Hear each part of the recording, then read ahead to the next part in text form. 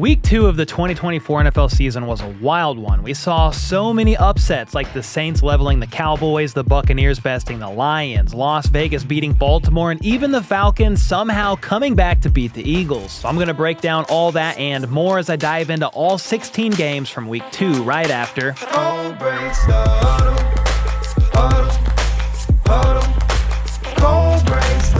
All right, first up, the Bills and Dolphins kicked off Week 2 on Thursday night with the Bills continuing their recent dominance over their AFC East rival. We all know Tua suffered that concussion in the second half, but before that, the Bills defense picked them off 3 times, including a pick 6. James Cook was on fire, scoring 3 touchdowns with 2 on the ground and 1 in the air. The Bills went up 31-10 early in the second half, and that was actually the final score in this one. Tua had the concussion late in the third quarter, which I covered in a lot of detail in Friday's videos, pretty much all about him and his concussion history, options moving forward, including the possibility of retirement. Now, he reportedly met with a neurologist yesterday, and at this time, he has no plans to retire. It's too early to know if the Dolphins will put him on IR or anything like that. In the meantime, though, the Dolphins just signed quarterback Tyler Huntley off the Ravens practice squad, and so it looks like Skylar Thompson will lead the charge for now, but Snoop Huntley is some added depth. All right, we did get an update on the Tua Tagovailoa situation. This is on September 17th. The Dolphins are actually going to be placing him on injured reserve because of the concussion he sustained on Thursday night, per Ian Rappaport. This is in order to give him ample time to progress through the stages of concussion protocol and meet with outside neurologists. So there you go. For now, for at least 4 weeks, the Dolphins are not going to have Tua, and it's going to be Skylar Thompson. Next up, the Saints went marching into Dallas, where the Cowboys had won 16 consecutive regular season home games, and New Orleans picked up right where they left off last week after beating the piss out of the Panthers. The Saints scored 6. Yes, 6 touchdowns on their first 6 drives, with Alvin Kamara accounting for 4 of them. He had a monster day, carrying the ball 20 times for 115 yards and 3 touchdowns, plus catching 2 passes for 65 yards, with one of them being a 39-yard screen he took to the house. Rashid Shaheed also caught a 70-yard bomb from Derek Carr, and the Cowboys defense had 0 answers for the Saints offense. Dallas on offense, meanwhile, struggled to finish drives, settling for 3 field goals on the day, 2 of which came at the end of 13 and 14 play drives. Their lone touchdown was a 65-yarder to CeeDee Lamb, who slipped a tackle and raced to the end zone, but it mattered not as the Saints mopped the floor with them and honestly are shaping up to look like a pretty good team so far. Another upset was the Bucs over the Lions, as Detroit was favored by 7.5 points at home. A PI call put the Bucs at the 5-yard line, but the Lions defense held and forced a field goal. Then on the first play of the Lions' drive, Jared Goff threw this one way out in front of Jamison Williams, and it was picked off by Zion McCollum. Tampa had to settle for another field goal, and the Lions caught back up with a couple of field goals of their own. Then with the score at 6 apiece, Baker threw a perfect ball down the left sideline to Chris Godwin, who ran unscathed for a 41-yard touchdown. Detroit then actually took the lead late in the third quarter after David Montgomery capped off a 12-play drive, but the Bucs answered right back with Baker Vick converting this third down with his legs, then scoring on the very next play in what appeared to be a designed quarterback run. That was pretty crazy. Tampa clung onto the lead the rest of the day as their defense held strong, picking off Goff a second time and forcing 2 turnovers on downs to give them the win, 20-16.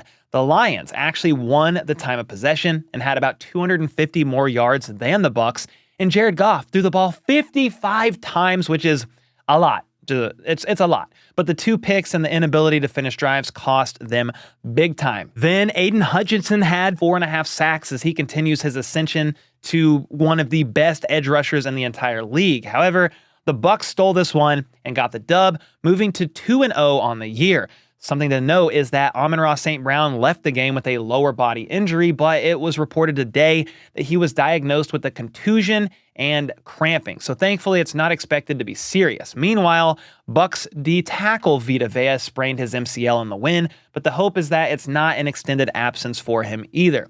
Now, another surprise game was the Malik Willis-led Packers taking down the Colts. Jordan Love was out with that MCL injury, and many, including my bald self, didn't think Green Bay stood a chance with Willis at QB. I mean, it helped that the Packers ran for 164 yards in the first quarter alone, which is insane. Josh Jacobs was the focal point of the offense, carrying the ball 32 times for 151 yards. Malik Willis wasn't asked to do much, but he managed the game well, going 12 of 14 for 122 yards, which is all you really need. And then his first career passing touchdown was completed to John Tavian Wicks. He also made some plays with his legs. He didn't take a single sack, and most importantly, never turned the ball over. The Packers were up 13-0 at one point, and it really should have been more, but Josh Jacobs got the ball punched out on the goal line, and Indy recovered. Now, Anthony Richardson struggled in this one. He only completed 50% of his passes and threw 3 interceptions. The final one was on a Hail Mary attempt at the end of the game, but the first 2 were pretty ugly. The Packers led the entire game and eked out the win 16-10. Colts defensive lineman DeForest Buckner sprained his ankle in this game and is reportedly a long shot to play next week.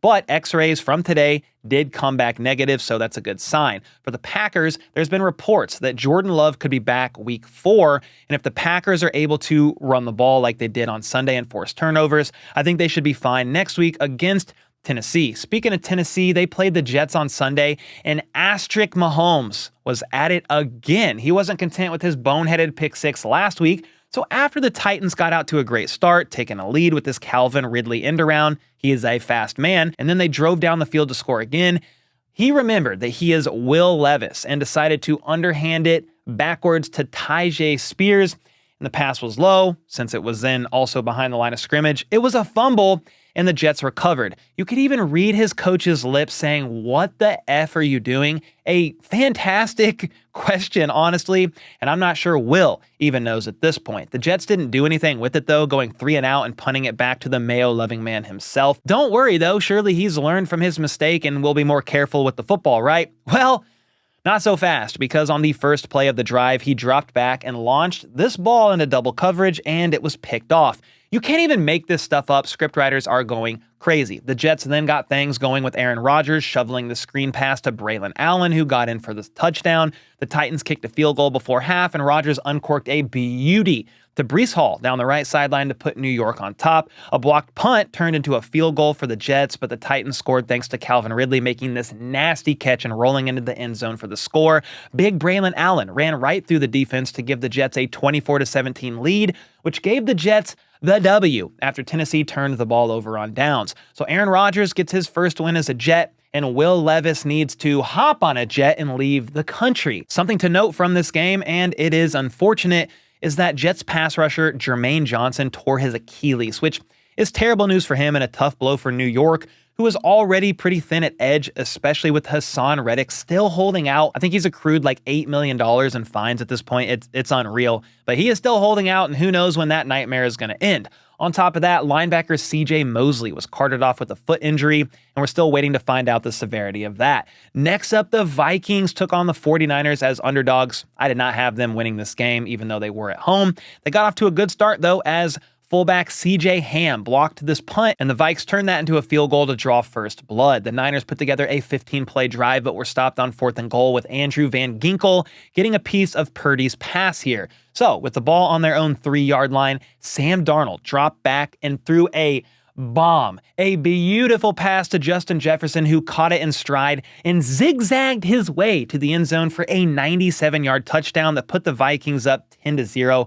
I mean, that play was insane. Justin Jefferson is definitely him. The Niners again, though, turned the ball over on downs with Purdy coming up just short on this run, but Fred Warner made an incredible play here, reading Darnold's eyes and leaping for the INT. San Fran would not be denied this time, as George Kittle took the screen in for the touchdown to put them on the board. Darnold used his legs to set them up for a field goal before half, and the score was 13-7 at the break. Then in the third quarter, Blake Cashman made a play on the ball, and the Vikings defense played hot potato before securing the pick. And on the next play, Darnold hit a wide open Jalen Naylor in the end zone to put them up 20-7. Then on the next drive, the ball just slipped out of Purdy's hands, and Jahad Ward snagged it. It was actually ruled a fumble, but either way, another turnover for the Niners. The Vikes were looking for the kill shot here, and it looked like Aaron Jones was about to score on a screenplay, but Fred Warner punched the ball out with San Francisco recovering. Fred Warner is such a great linebacker, man. Just play after play from this guy. The Niners then drove the ball 99 yards, and Jordan Mason ran this one in to bring them within 6. And this was a big boy drive for the Vikings as Justin Jefferson left the game on the previous drive with a quad contusion, and they were already without Jordan Addison due to an ankle. Jefferson, by the way, is expected to play next week and should be good to go despite the quad contusion. Anyway, the lack of weapons didn't seem to matter for Sam the GOAT Darnold as they put together a 14-play drive milking the clock and capping it off with a field goal to make it a 2-score game. The Niners drove down but had to settle for a field goal themselves, and after the Vikings recovered the onside kick, that was all she wrote. Something to note, though, is Deebo Samuel reportedly suffered a calf strain during the game and is expected to miss a couple weeks or so. And that's a big injury as Christian McCaffrey is already on IR. And word on the NFL streets is that he could miss 6 weeks, if not more. So let's go from that exciting matchup to talk about this pathetic excuse of a football game. The Commanders beat the Giants without scoring a single touchdown, and that should be all you need to know. Washington released kicker Cade York last week after he missed not 1, but 2 field goals, and his replacement, Austin Seibert, went 7 for 7 on Sunday, scoring all of their points. A great pickup by them, a super impressive performance by him. Not going to lie there. They did a good job with that. As for the Giants, they scored a touchdown on their first drive, but missed the extra point. Malik Neighbors caught his first touchdown before halftime, but they couldn't convert the 2-point conversion.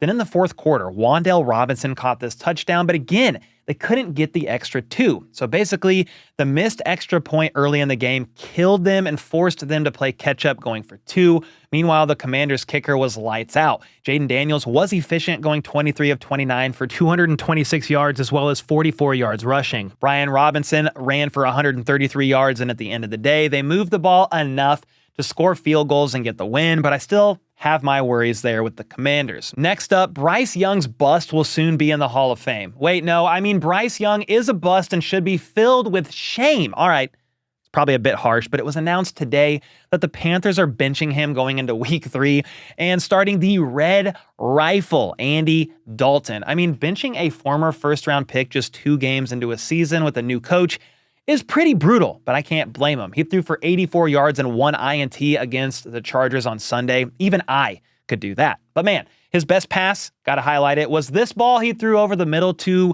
the Chargers defensive back that hit him right between the numbers. All right, enough trolling. In his defense, the Panthers are the worst organization in professional sports right now, and it's not close. Both Baker Mayfield and Sam Darnold have looked way better since leaving that god-awful team, so it's hard to say at this point in time how much is on Bryce and how much is on the Panthers organization as a whole, but I guess we'll find out maybe a bit next week when Andy Dalton is QB1. I'm going to be honest, I can't imagine Bryce Young will remain on the bench for the entire season, but I guess we shall see. As for the Chargers, they duplicated their recipe from last week. They let J.K. Dobbins run wild and played good defense. Quentin Johnston had the best game of his young career, catching 2 touchdowns, including a nice contested one here with J.C. Horn in coverage. Then, like I said, J.K. Dobbins had another great game, rushing for 131 yards and a touchdown on 17 carries. The Chargers won 26-3 and will take on the Steelers next week. Meanwhile, the Panthers move one step closer to being 0-17. Another team yet to win a game is the Jaguars, who look flat out bad on offense, more flat than the plains of Kansas. To make things worse, tight end Evan Ingram injured his hamstring during pregame warmups and was surprisingly out for the game. So we'll see what happens with him. As for the Browns, they didn't look much better as both of these teams only scored 1 touchdown each. The Browns did put together a solid opening drive to their credit, and Tier 3 receiver Jerry Jeudy looked like a Tier 1 wide out here, catching this ball that was bobbled up in the air for the first down. A QB draw from the 1 got them their 1 and only touchdown of the day, but that on top of 3 field goals and a safety was enough to get her done. Trevor Lawrence struggled again this week, going just 14 of 30 for 220 yards and taking 4 sacks. I don't know if he's just not fully healthy or not fully good, but he has not looked like a $175 million quarterback this year. On the bright side, rookie receiver Brian Thomas Jr. looks like he's going to be a guy. He caught this ball in stride, which was definitely Trevor's best throw of the day, and he picked up a 66-yard gain to set up Travis Etienne for their one and only touchdown. Sadly, though, it wasn't enough, and the Jags fall to 0-2 and have now lost 7 of their last 8 games going back to last season. Yikes. All right, let's go out to New England, where the Seahawks and Patriots went into overtime. Jalen Polk got things started, catching his first career touchdown for the Pats. DK Metcalf then got behind the defense and said, goodbye, scorching them for this 56-yarder to tie things up. Jacoby Brissett just threw this one away, and New England kicked a field goal, with Jackson Smith-Njigba then making multiple plays before Zach Sipson Charbonnet punched this one in from a yard out. The Patriots had to settle for another field goal, and Seattle was able to get in position for a field goal of their own right before the half. Hunter Henry then made a great sliding catch and got up to get the first. Then Ramondre Stevenson took the direct snap to put the Pats up 3. A couple drives later, Joey Sly's field goal was blocked, which was a huge moment in this game as the Seahawks hit a field goal to send it into overtime. The Patriots got the ball to start OT, but they went 3 and out, and Seattle never looked back. Jonathan Jones got called for a crucial pass interference here, and Zach Charbonnet did a little flippity-doo to get the first down. This throw to Tyler Lockett, then another run by Charbonnet set up Jason Myers for the 31-yard game-winning field goal to put the Seahawks at 2-0 on the season. Geno Smith had a solid game, completing 33 of 44 passes for 327 yards and a score. In second-year wideout Jackson Smith-Njigba had his most productive day as a pro, catching 12 passes for 117 yards on 16 targets. And before we get into this next game, I want to give a quick shout to the season-long partner of the channel, Underdog. They are awesome, doing pick'ems every single week with them. The free pick this week is CeeDee Lamb. Half a total yard, it's good till Sunday. Easy dubs, and you could choose between 2 all the way to 8 players on these pick'ems. We're doing them every week. It's been a lot of fun. So use code CBTH, and any new signups will get a deposit match up to $1,000. Again, big shout out to Underdog. Let's get into this next game. Next up, the Raiders pulled off a surprise comeback win over the Ravens on Sunday. I'm gonna sim ahead to the second half because the first half featured 1 INT by Minshew, a bunch of punts and field goals to get to a very high score of 6-9. 6-9. Nice. However, in the second half, Zay Flowers scored this touchdown to put the Ravens up 16-6. The Raiders turned the ball over on downs, and it looked like Baltimore was ready to break this game open when Lamar connected with Rashad Bateman, but Robert Spillane ripped the ball away from him and came up with the INT. The Raiders capitalized on it with Minshew rolling out and hitting Brock Bowers, who got them right to the goal line, and Alexander Mattison finished the job. Derrick Henry ripped off a big gain, then took this direct snap into the end zone with a little help from his O-line. Gardner Minshew connected with Devontae Adams on a couple of chunk plays, and the Raiders were able to kick a field goal to make it a 1-score game. Baltimore then gave the ball right back to Vegas after going 3 and out, and Devontae Adams made a phenomenal great catch down the sideline for 29 yards, and he rightfully finished the drive with this touchdown off the play action. What a drive there by the Raiders. That tied the game at 23 apiece, and the Ravens again went 3 and out after they couldn't overcome this Max Crosby sack on first down. Max Crosby is a dog. The Raiders were able to move the ball and score the go-ahead field goal with 30 seconds left, and despite Lamar Jackson running 50 miles an hour here, they couldn't make a miracle happen as time expired, so the Raiders got the very impressive win, and the Ravens fall to 0-2 with a tough game in Dallas next Sunday. Then in a little NFC West showdown, the Cardinals beat the ever-loving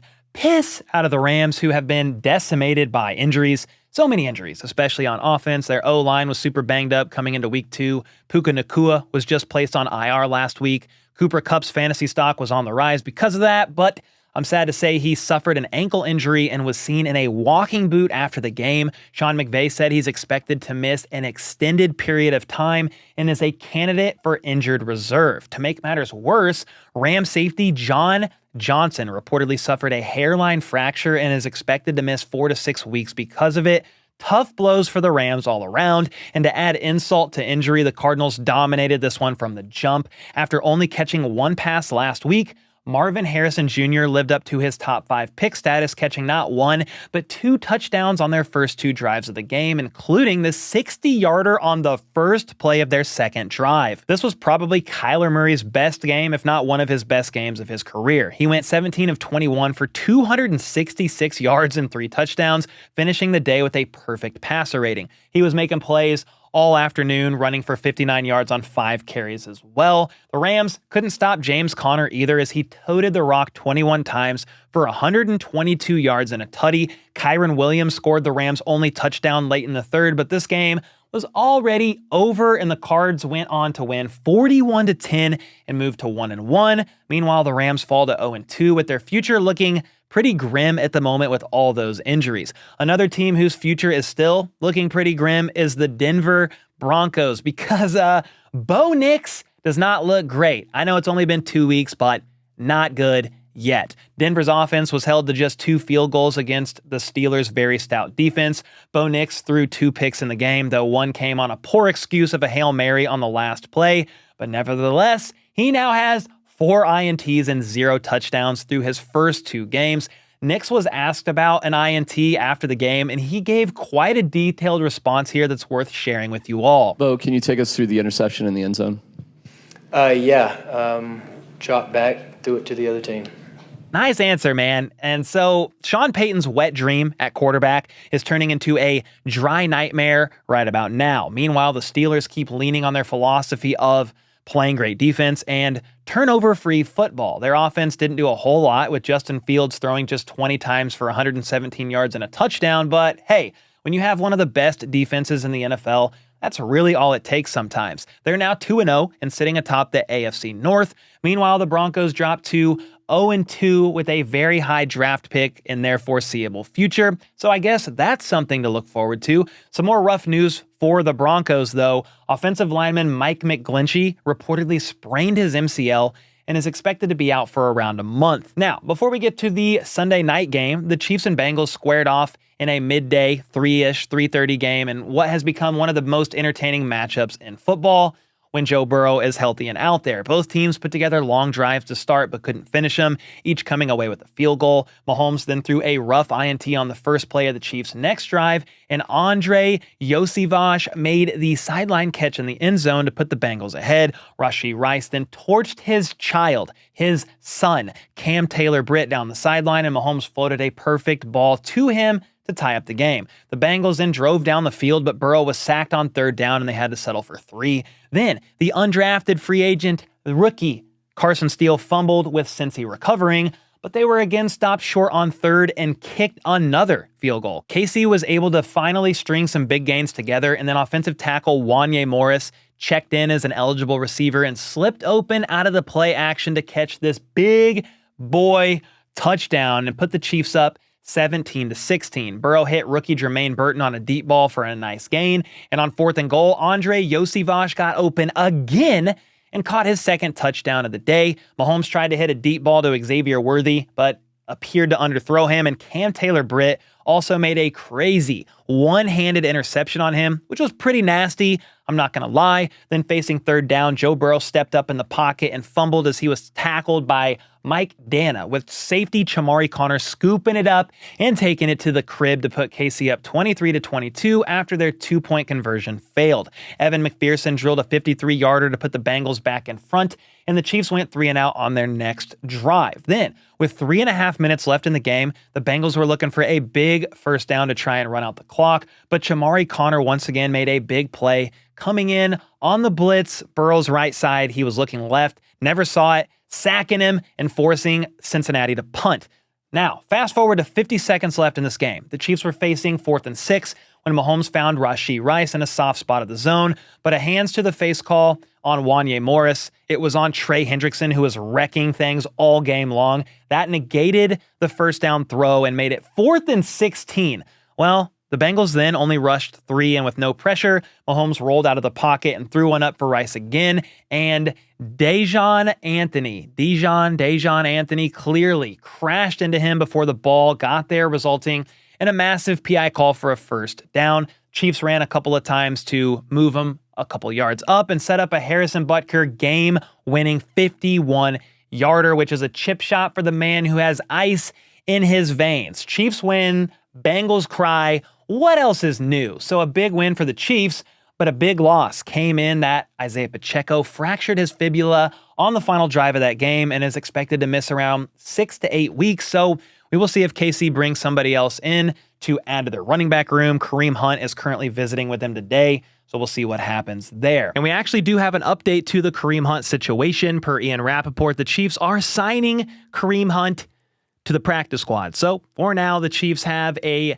veteran guy added to the practice squad that will get ramped up and worked in, with Pacheco missing the next 6 to 8 weeks. All right, moving on to Sunday Night Football. CJ Stroud and the Texans took on the Bears and first overall pick Caleb Williams, the second coming, supposedly the second coming of Patrick Mahomes. The Texans settled for a field goal on their first drive, as did the Bears, and then CJ Stroud hit Nico Collins over the middle, who bullied his way into the end zone for the 28-yard score. CJ Stroud made a couple of beautiful sideline throws on their next drive, one with a little touch on it to Diggs, and another while on the move to Nico Collins. Diggs was short of the first down here, and they had to kick another field goal. A pass interference penalty put the Bears in scoring range, and Khalil Herbert took this one in around the edge for their final touchdown of the night. Nico Collins then made this sick, nasty, disgusting one-handed grab on the sideline, which set them up for their third field goal of the half right before the break. The second half was incredibly ugly as both teams combined for 9 punts. Gag in the third and fourth quarter alone. Caleb Williams was running for his life and throwing some ugly picks in the process. He threw for just 174 yards and had a pair of INTs on the night and is still yet to throw a touchdown through 2 weeks. Despite all that, the Bears had a chance to go ahead and win the game as they got the ball back, down 6 with 1 minute and 37 seconds remaining. Rome Odunze picked up a big gain for a promising start to the drive, but Danielle Hunter devoured Caleb Williams on second down, making it 3rd and 18. He did try to escape, talking about Caleb on the next play, but was taken down just past the line of scrimmage. Then on 4th and 17, he and Rome Odunze were not on the same page, and they turned it over on downs. So the Texans moved to 2-0 and take on the Vikings next week, which should be a good one, and the Bears go to 1-1. But let's be honest, they would probably be 0-2 if not for Will Levis. Last but not least, a couple of birds fought on Monday Night Football with the Falcons taking on the Eagles in Philly without wideout A.J. Brown. Atlanta got on the board first in the second quarter with the field goal. Then Jalen Hurts ran wild to pick up a couple first downs before finding Devontae Smith in the back of the end zone. The Falcons got their run game going on the next drive, but again struggled to finish in the red zone and had to settle for 3, with the score being 7-6 Philly going into the half. Each bird took a turn kicking a field goal, then Kirk hit Ray McLeod to convert on 4th down before he connected with Darnell Mooney, who broke C.J. Gardner-Johnson's tackle and got into the end zone. That was a pretty nice one there.